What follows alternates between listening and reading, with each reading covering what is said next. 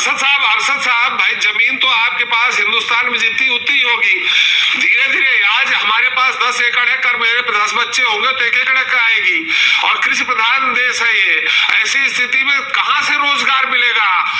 आने वाले समय में इतनी फैक्ट्री लगाने के लिए जगह नहीं होगी, आबादी बढ़ती जाएगी। तो ऐसा है कि पहले पैदावार कम होती थी, आज हम मशीनी दौर में पैदावार ज्यादा कर रहे हैं। तो हम अपनी सलाहियत को बढ़ाते जाएं और मशीनी निजाम बढ़ाते जाएं, तो वही जमीन जो पहले 1 कुंटल देती थी जो है 2 कुंटल देगी, 3 कुंटल देगी।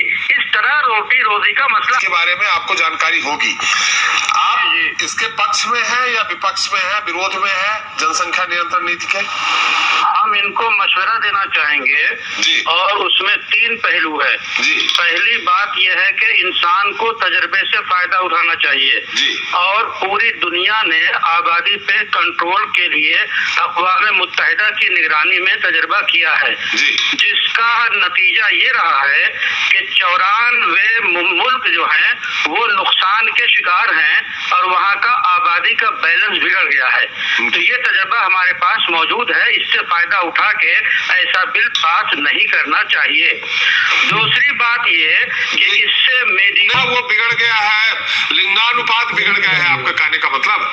जी जी, इंसानी आबादी का 94% मुल्कों में 94 से जो है मुल्क में आबादी का तवाजुन बिगड़ गया है। बच्चे कहीं कम है, कहीं बच्चियां कम है, कहीं जो है बहुत कम है, और इस चाइना ने और दीगर मुल्कों ने इस पर तजर्बा किया तो उनको नुकसान उठाना पड़ा। तो जब दुनिया के एक हिस्से में इसका नुकसान उठाया जा चुका है तो अपने स्टेट या मुल्क में ऐसा बिल पास नहीं करना चाहिए। दूसरी बात यह है कि इंसान को मेडिकल साइंस के एतबार से इसका शदीद नुकसान पहुंचेगा कि जब हमल को रोकने के सिलसिले में जो है दवाएं खाई जाएंगी और जब्त किया जाएगा तो उससे इंसान की सेहत मुतासिर होगी और इंसान को नुकसान पहुंचेगा। और तीसरी बात यह है कि ये कुदरत से छेड़छाड़ है, इंसान को कुदरत से छेड़छाड़ नहीं करना चाहिए। कुदरत ने रोटी रोजी के जितने वसाइल पैदा किए हैं, अगर उसका सही इस्तेमाल किया जाए तो जितने इंसान हैं सबको रोटी रोजी मिलेगी। परेशानी की बात यह है कि इंसान कुदरत का काम अपने जिम्मे लेकर ये सोचना शुरू करता है कि पूरे स्टेट को हम रोटी रोजी कैसे दे सकेंगे। अरशद साहब, सवाल यहाँ ये है कि आपने जो कहा कुदरत से छेड़छाड़, दूसरे आपने कहा कि 94 देशों का लिंगानुपात बिगड़ गया है, मतलब लड़कियां ज्यादा हो गई या लड़के कम हो गए, लड़के ज्यादा हो गए लड़कियां कम हो गई। लेकिन सबसे बड़ा सवाल यहाँ आम आदमी को भी दिख रहा है कि जनसंख्या जितनी बढ़ेगी उतना ही हम गरीबी की ओर जाएंगे, हमारी अपनी सुविधाएं जो है वो नहीं मिलेंगी। छोटा परिवार रहेगा, आप भी जानते हैं, अगर किसी के परिवार में 10 बच्चे हैं, 5 बच्चे हैं, 5 बच्चों को पढ़ाएगा लिखाएगा, उनका खर्च वहन करेगा। अगर 2 बच्चे हैं तो उनको बेहतर शिक्षा दे सकेगा। ये एक बड़ी समस्या है हिंदुस्तान की। इसका जवाब ये है कि दौलत की तकसीम सही की जाए।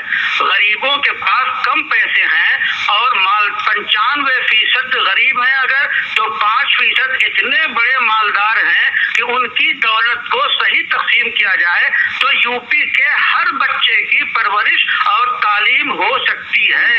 लेकिन बढ़ते जाएंगे ना, अगर नियंत्रण नहीं होगा तो बच्चे, आबादी आज 139 करोड़ 40 लाख पहुंच गई है, 200 करोड़ पहुंच जाएगी। आपके पास इतनी, भारतवर्ष में इतनी जगह है। नहीं, अगर हम कोशिश करें, फैक्ट्रियां लगाएं और काम करें तो रफ्ता रफ्ता तरक्की होती रहेगी, रोजगार बढ़ता रहेगा।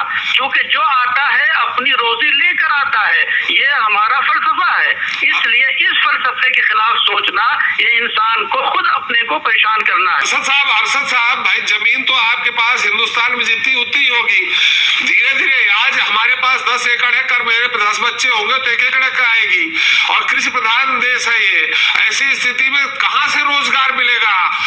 आने वाले समय में इतनी फैक्ट्री लगाने के लिए जगह नहीं होगी, आबादी बढ़ती जाएगी। तो ऐसा है कि पहले पैदावार कम होती थी, आज हम मशीनी दौर में पैदावार ज्यादा कर रहे हैं। तो हम अपनी सलाहियत को बढ़ाते जाएं और मशीनी निजाम बढ़ाते जाएं, तो वही जमीन जो पहले 1 कुंटल देती थी जो है 2 कुंटल देगी, 3 कुंटल देगी। इस तरह रोटी रोजी का मसला हल होता रहे।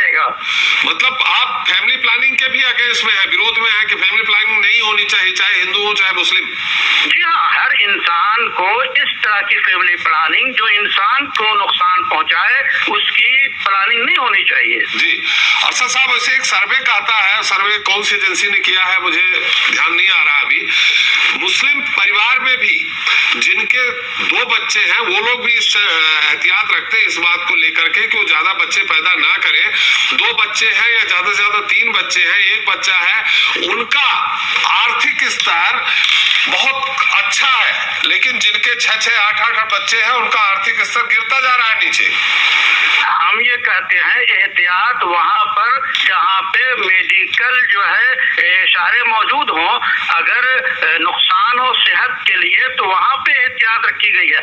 आम हालात में बिल पास करना या कानून पास करना ये जो है समझ से, इंसानी फिक्र और सोच से बालातर बात है।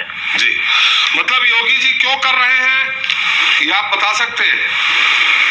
योगी जी वजीरे आला की हैसियत से इस तरह का कदम उठा रहे हैं, जबकि दीगर सियासी पार्टियां जो अपोजिशन में हैं वो इनके ऊपर इल्जाम लगाती हैं कि ये सियासी इशू बना रहे हैं ताकि अगला इलेक्शन जीत सकें। चलिए, बहुत बहुत धन्यवाद अरशद साहब, आप हमारे साथ जुड़े। मौलाना साहब बहुत बहुत धन्यवाद।